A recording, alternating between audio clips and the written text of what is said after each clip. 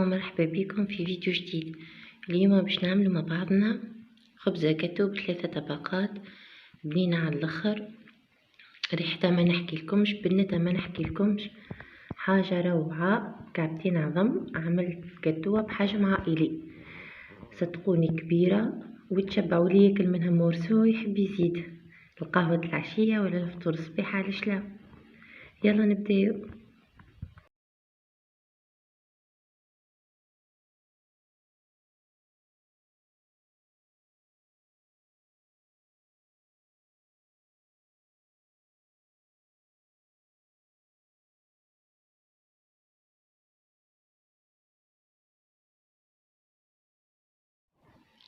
عسلامة ومرحبا بكم في فيديو جديد. اليوم باش نعملوا مع بعضنا خبزة جاتو بثلاثة طبقات بنينة على الاخر. ريحتها ما نحكي لكمش، بنتها ما نحكي لكمش، حاجة روعة. كعبتين عظم عملت جاتوة بحجم عائلي، صدقوني كبيرة وتشبعوا لي ياكل منها مورسو يحب يزيد القهوة العشية ولا الفطور الصباح، علاش لا. يلا نبداو.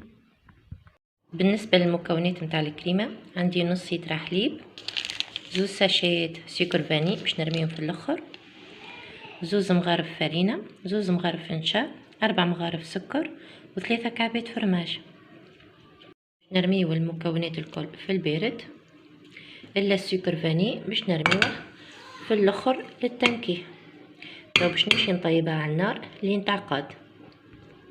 تو فرغت الكريمه في بول اخرى باش نزيدها 2 ساشيات سكر فاني باش نحركهم، من بعد باش نغطيها بابي اليمونتير اون كونتاكت ونحطها في الفريجيدير لين تبرد. تو باش نرمي عليها الساشي اليمونتير ونحطها اون كونتاكت كيف من هكا باش ما تعملناش كي القشره. وتو باش نحشيها في الفريجيدير. الكريمه اللي عندي بردت، تو باش نخدمها هي شويه ومن بعد باش نزيدها ظرف نتاع كريم شانتيه. تو باش نخدمها اما مانيش باش نوريكم خطر على الصوت وبرا. تو باش نزيد الظرف نتاع الكريم شانتيه 36 غرام، وتو باش نكمل نضربهم مع بعضهم. تويك اللون نتاعها فتاح وبالحق وليت بنينه ياسر. هي ديجا بنينه من الاول. تنجموا في عوض الكريم شانتيه تعملوا كريم حكا كريم فريش ولا كريم ليكيد. باهي بالنسبه للمكونات نتاع الكيك، عندنا 100 مليلتر زيت، كعبتين عظم، 100 مليلتر حليب، 200 غرام فرينه، باكو خميره، 100 غرام سكر، وزوز ساشيات فاني، وشويه ملح لتعديل المذاق. توا نبداو. فقط كعبتين عظم. توا باش نزيد 2 ساشيات سكر فاني وباش نزيد عليهم هيك السكر ورشة الملح. توا باش نخلطهم بالباهي من غير ركاض يدوي، ميم با هكايا بالفوي. كي نحسو السكر ذاب واحنا باش نزيدو 100 مليلتر نتاع الزيت، زيت نباتي بالطبع، ونحركو. تو باش نصبو 100 مليلتر نتاع الحليب ونكمل نحركوها. تو باش نزيد بشويه بشويه الفرينه ونحرك. احنا والنوعيه متاع الفرينه تنجم تكون تشرب تنجم تكون ما تشربش. وباش نزيد هيك الباكو متاع الخميره. تو باش نكمل نصب البقيه متاع الفرينه ونحرك الخليط متجانس. تويكا باش نصبو في الطبق.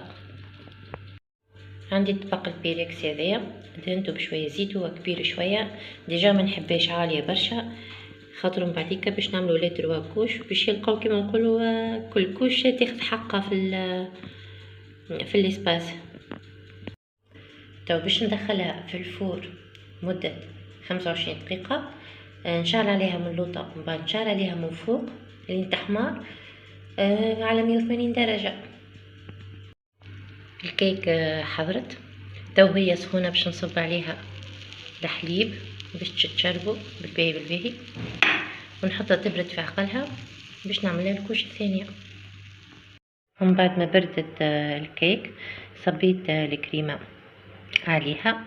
تو باش نتاليها بالباهي. المفيد الجاتوه لازمها تكون باردة باش الكريمة ما تسيحلناش خاطرها بالكريم شانتيه. باهي تو باش نكمل نتاليها بالكدا ومن بعد الكيكه باش نحشيها في الفريجيدير تبرد بالباهي باش من بعد نعمل لها الغناش. كما تراوي تاليتها تو باش نحشيها في الفريجيدير. وتو حضرت الغناش عملته معكم في فيديو سابق اللي هي 150 غرام شوكولاتة نوار، عليهم 100 مليلتر حليب مغلي. ذوبت الشوكولاتة في حمام مائي ومن بعد قعدت نزيدها في الحليب، نزيدها لين ولات بالتكستور هذيا. حطيتها تبرد شويه وتو باش نصبها فوق الجاتو، وتو باش نصبها كامله.